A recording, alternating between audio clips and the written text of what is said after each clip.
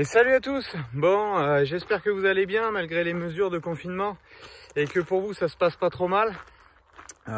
Pour mon cas, bon, pas mal de boulot, on arrive à trouver vraiment de quoi s'occuper sur l'exploitation sans problème. Petite modification aujourd'hui avec l'ajout et la création d'une airspan sur le vibro de 4 mètres qui se met à l'arrière de l'or rotative en combiné. Donc je vous expliquerai un petit peu tout ça dans la vidéo de dimanche. Et vous aurez dans la vidéo de la semaine suivante les explications de pourquoi je fais ce montage là et ce combiné là, à quoi il sert, dans quel type de terre et quel avantage j'ai à faire ce système là.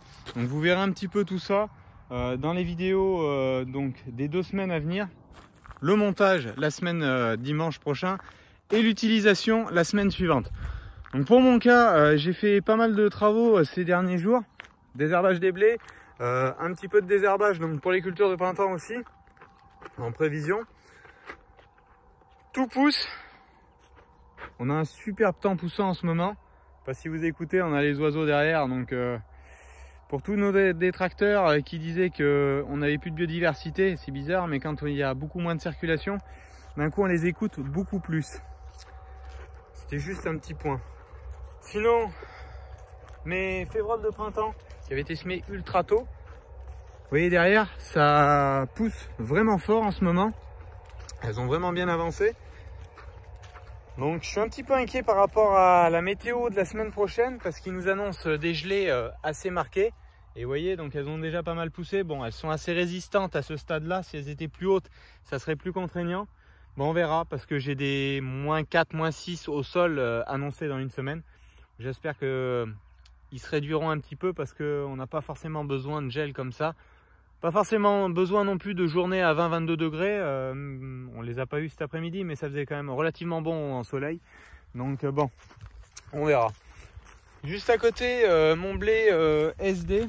Bon, là c'est la petite bande que j'ai modifiée, les limites de parcelle.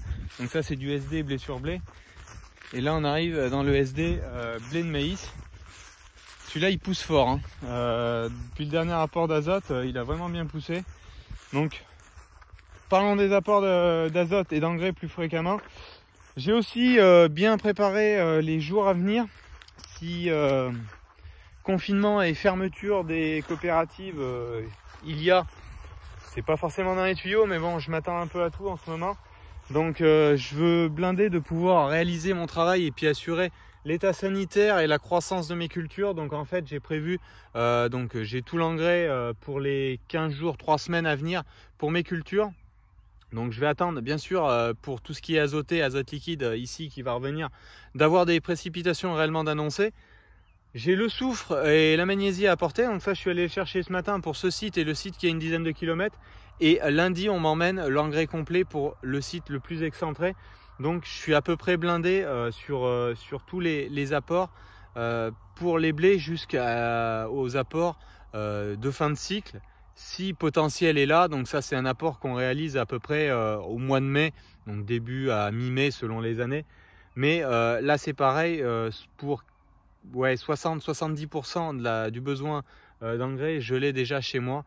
Donc ça va quand même m'assurer le coup relativement loin. La seule chose qui me manque, c'est quelques variétés de maïs et tournesol et le soja qui n'est pas livré encore. Bon, normalement ça devrait arriver, les transports sont pas bloqués, donc on verra. Tout cela, la suite, comment évoluera la suite justement par rapport à ce coronavirus et puis à toutes ces mesures de confinement. Allez, moi je vous dis bon courage à tous et puis bonne soirée et à bientôt. Ciao, bye bye.